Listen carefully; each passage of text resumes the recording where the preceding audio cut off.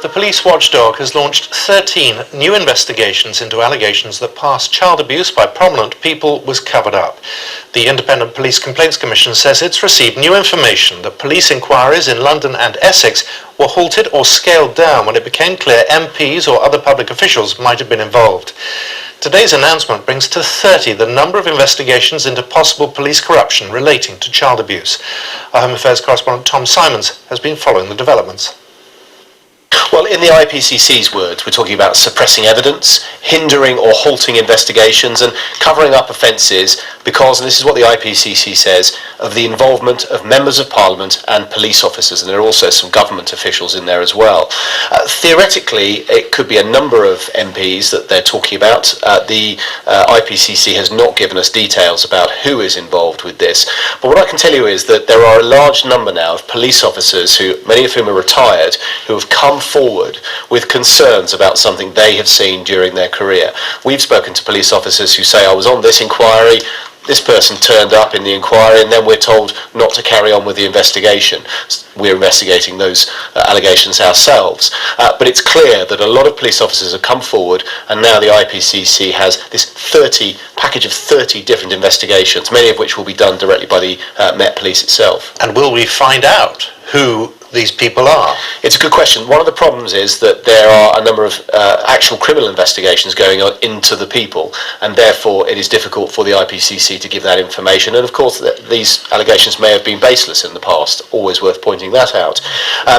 But it is possible to sort of have a guess, if you like, at some of the names that might be on this list, and I'm not going to do that here and now. But it is clear we're talking about MPs, senior MPs possibly, who came up in these investigations, these police officers are saying have come forward, and other people as well, and that the claim is that those inquiries were stopped as a result. The IPCC is now involved one way or another in 30 investigations. I mean, that's unprecedented. It is. This is a big deal because what's happening is effectively poor policing in the past, or possible poor policing in the past, is being raked over by really everyone involved. The watchdog itself, the police force is having to deal with that, go through all their old files and find things that have gone wrong in the past.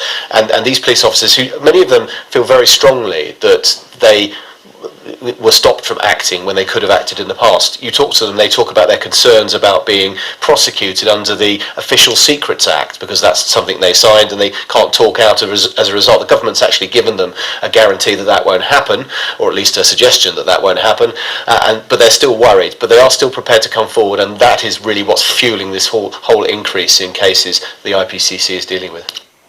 Tom Simons reporting there. Investigated by the Independent Police Complaints Commission. They include accusations that offending was covered up because of the involvement of MPs. Our Home Affairs correspondent Tom Simons joins us from Scotland Yard. Tom, these accusations have mostly been made by former police officers, haven't they? That's right, Fiona. Retired police officers coming forward and saying that they have concerns about what they saw going on during child abuse investigations they were involved with in the past.